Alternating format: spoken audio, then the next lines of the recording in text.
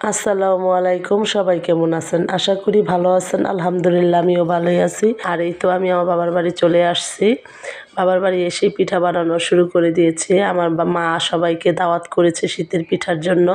আমার নানুর বাসা থেকে খালামণিরা আসছে, আর আমার বাবার বাসা থেকে ফুপুরা আসছে, আর আমরা ভাই বোনেরা সবাই একসাথে হয়েছি। এখানে চাচি সবাই একসাথে পিঠা বানাই নিতেছি।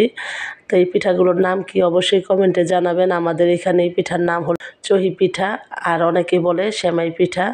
আর সাথে দিতেছে কুলি পিঠা। কুলি পিঠার পুর দিতেছে হইলো নারকেল। নারকেল দিয়ে পুর বানাচ্ছে। তার সাথে আমিও বানিয়ে নিচ্ছি পিঠা। এই তো দেখেন কুলি পিঠা বানিয়ে রাখছি ওখানে। আর এই তো আমার বড় খালা আর আমার বোন একসাথে চিতই পিঠা বানাই নিতেছে 2 খোলার মধ্যে।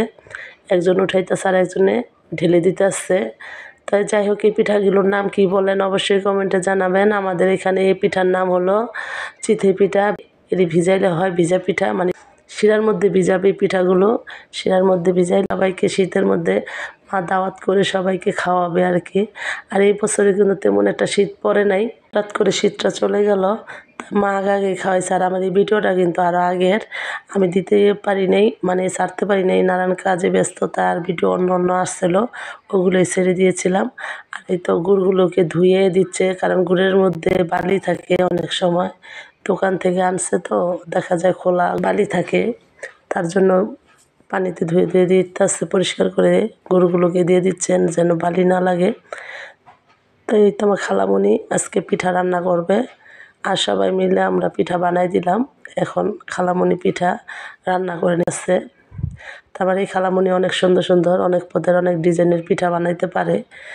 অনেক ধৈর্য আমার এই খালামণির, ধৈর্য ধরে পিঠা বানিয়ে নিতে পারে।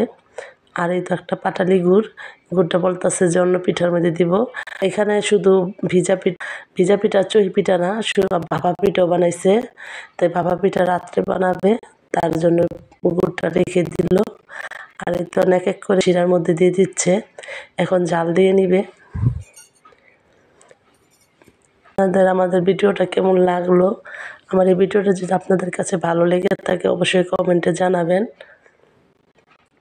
মা আর আমার খালা বসে পিঠা বানিয়ে নিচ্ছে, আর আমি এখানে বসে বসে পিঠা খাচ্ছি, আবার খাচ্ছি আপনাদের দেখাইতেছিও। তো সবাইকে পিঠা দাওয়াত রইল। কুলি পিঠাগুলো দিয়ে দিবে। আর এই যে পিঠা বানানো হয়ে গেছে।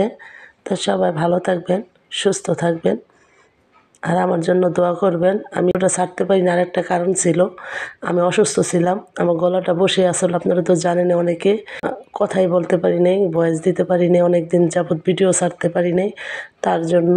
তা সবাই সাবধানে থাকবেন ঠান্ডার হাত থেকে। প্রচুর পরিমাণ আমার ঠান্ডা লেগে গেছিলো। আর এই তো খালামণি দুধ মিশাই দিতেছে পিঠার সাথে। দুধগুলো কিন্তু অনেক ঘন করে জাল দিয়ে নিয়েছিল, এখন মিশিয়ে এখন রেখে দিবে, তারপর দুটো হয়ে যাবে আর কি, পিঠা হয়েই গেছে। তো সবাই ভালো থাকবে, সুস্থ থাকবেন। আল্লাহ হাফেজ।